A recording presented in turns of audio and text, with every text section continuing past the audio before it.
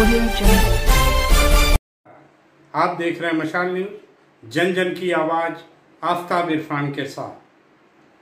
केंद्र सरकार की नीतियों के विरोध में NSUI की ओर से आंदोलन की तैयारी की जा रही है।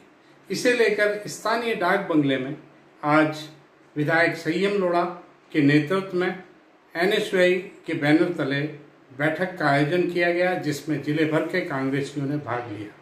सभी ने इस विरोध प्रदर्शन के लिए अपना अपना मत रखा। इस अवसर पर जहां भाजपा 70 साल के कांग्रेस के कार्यकाल पर सवाल उठाती रही है, उसका जवाब विधायक लोढ़ा ने किस तरह दिया, आइए देखें।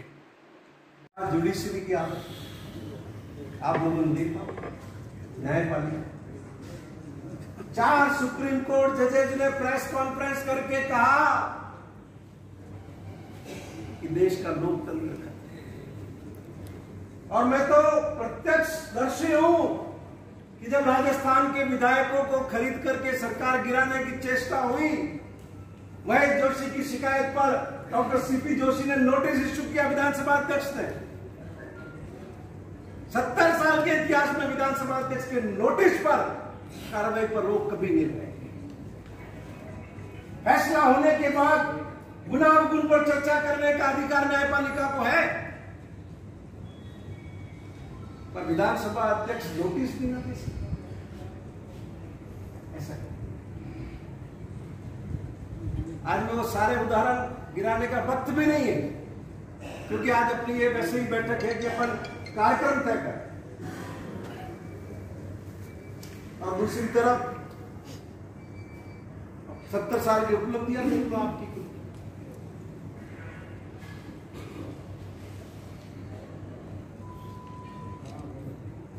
क्या काम नहीं, क्या कमी रही। ये पिक्चर देखी थी बाजीराव मस्तानी, बाजीराव मस्तानी पिक्चर देखी गिरीश भाई?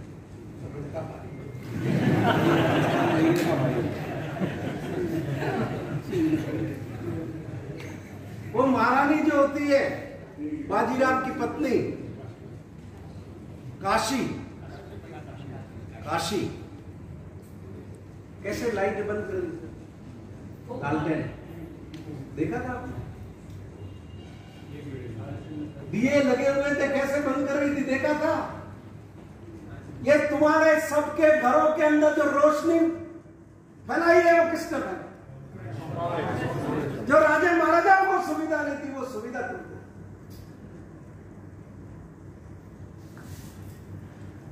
वो तालाब के घड़े का पानी पीते थे, आज तुम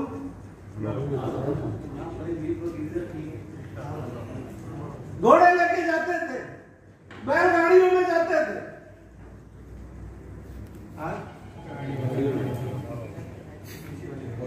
जो राजा महाराजा अपने रियासती काल में जो मजे नहीं करते थे, वो मजे तुम कर रहे हो, और कांग्रेस की बदौलत।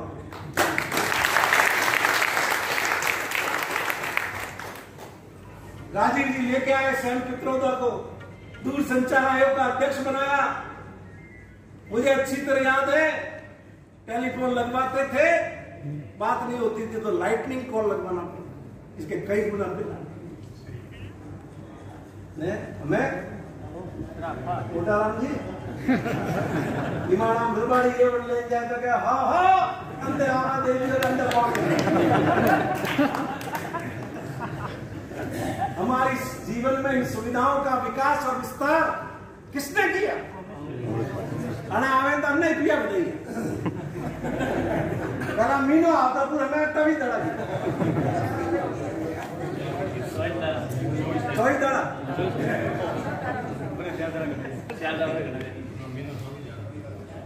और BSNL का नाम बदल के इन्होंने कर दिया, भूल से भी ना लगे। क्यों? कि अंबानी को फायदा। बहुत से षड्यंत्र पब्लिक को समझ में नहीं आता।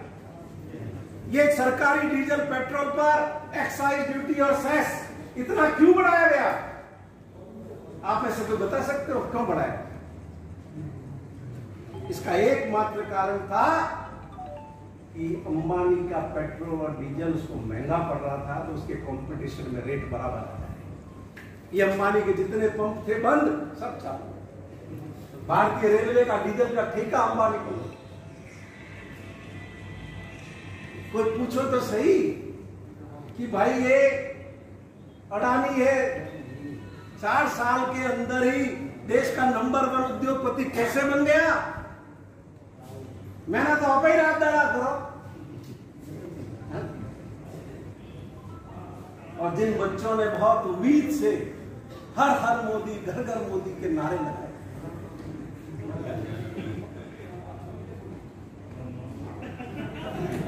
उनको ऐसी नौकरी दे रहे। 4 साल बाद वहां पूरे शरीर की ऐसी तैसी कराने के बाद में बीजेपी के कार्यालय में चौकीदार बनने। और अंबानी को हमारे एयरपोर्ट दे रहा है 50 साल के, 50। हमें नौकरी 4 साल के लिए और उसको एयरपोर्ट 50 साल। 1 रैंक 1 पेंशन पे आंदोलन चलाया, पूरे देश के सैनिकों को इकट्ठा किया। अब क्या गई 1 रैंक 1 पेंशन?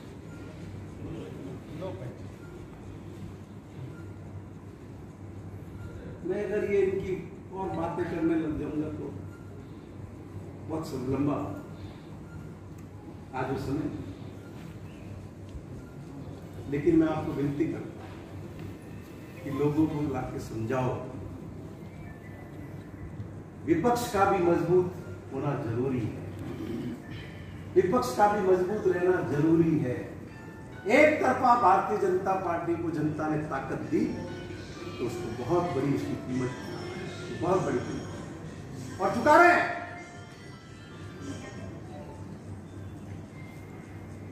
आज 25 से 25 आदमी राजस्थान से बीजेपी के जीतते हैं। क्या उपलब्ध? नर्मदा का पानी 1966 में राजस्थान सरकार और गुजरात सरकार के बीच में समझौता हुआ है कि नर्मदा का पानी जब गुजरात के खेड़ा जिले में पहुंचेगा तो माही व्यास का बचा हुआ पानी सिरोही, जालोर और बाड़मेर से दिया जाएगा। लेकिन वो नर्मदा का पानी 4 साल पहले खेड़ा जिले में पहुंचा। 4 साल हो गए। ये गजेंद्र सिंह शेखावत की हिम्मत नहीं है कि नरेंद्र मोदी से जाकर के कह दे कि ये राजस्थान की जनता का हक दो, तो सुजलाम सुफलाम के नाम से वो पूरा पानी वहां गुजरात में बहा और अब उसी पानी को आगे साबरमती। ये बड़ी बड़ी बातें करते हैं। माउंट आबू में आकर प्रशिक्षण शिविर में भाषण दे। अरे तुम्हें तो खुद को प्रशिक्षण की जरूरत है।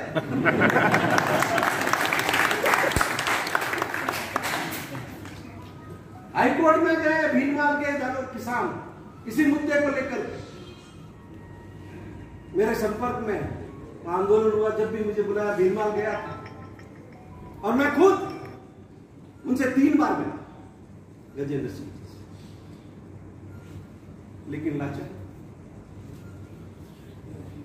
ये 25 आदमी जो जिता करके हमने भेजे हैं राजस्थान की जनता के हित में खड़े रहने और बोलने को तैयार।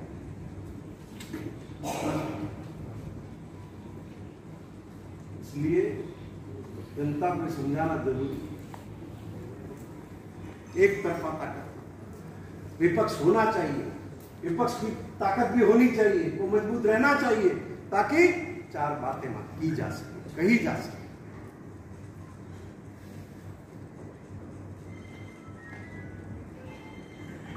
तो अब ये आप सबकी भावना हो तो ये जो मुद्दे मैंने बताए हैं, आप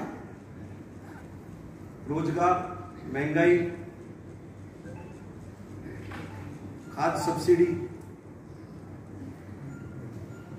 अग्नि योजना का विरोध, इन सब मुद्दों पर नई शिक्षा नीति। नई शिक्षा नीति में जीडीपी का 6% इस पैसा शिक्षा पर खर्च करने का प्रावधान, लेकिन केंद्र की बीजेपी सरकार टस से मस नहीं। दुनिया के दूसरे देश, ब्राजील हो वगैरह हो, वो 6% से ज्यादा पैसा शिक्षा पर खर्च करते हैं। आज हमारे संस्थानों की कमी रहती है, कई बार क्यों रहती है? क्यों? क्या पैसा वहां से पूरा आवंटित किया। एक तरफ नई शिक्षा नीति की आप हवाई लूटना चाहते हैं और दूसरे नई शिक्षा नीति के प्रावधान को बजट में आप इनकॉर्पोरेट नहीं करना चाहते। तो इन सारे मुद्दों पर लड़ाई अपने को लड़नी है कि नहीं? लड़नी है। सब जन सबको जाकर के अपने अपने गांव में, अपने स्कूल में, अपने कॉलेज में मजबूती से इस बात के लिए तैयारी करनी है जिससे इससे कोई सरकार गिरेगी नहीं, बदलेगी नहीं, लेकिन एक दबाव सरकार के ऊपर बनता है, भारतीय जनता पार्टी के ऊपर भी बनता है कि हम अपनी नीतियों को जनता के हित के अनुरूप रखें। आप बताओ, वो तारीख अपन तय कर लेंगे अगले कुछ दिन में और पूरे जिले से अपने को बहुत मेहनत के साथ में बीजेपी की नीतियों का मुंह तोड़ विरोध करना है। और भारतीय राष्ट्रीय छात्र संगठन के हमारे सारे साथियों का मैं शुक्रिया अदा करता हूं। एनएसयूआई का एक गौरवशाली इतिहास, पूरे देश में जब जब भी देश को, समाज को जरूरत पड़ी, एनएसयूआई ने हमेशा लड़ाई लड़ी है।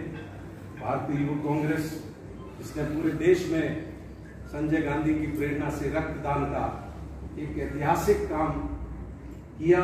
पूरे देश में रक्तदान के प्रति वातावरण जो बनाया वो भारतीय युवा कांग्रेस ने बनाया। तो ऐसे सामाजिक सरोकारों से जुड़ करके चलने वाले हमारे सारे साथियों का मैं शुक्रिया अदा करता हूँ। बहुत बहुत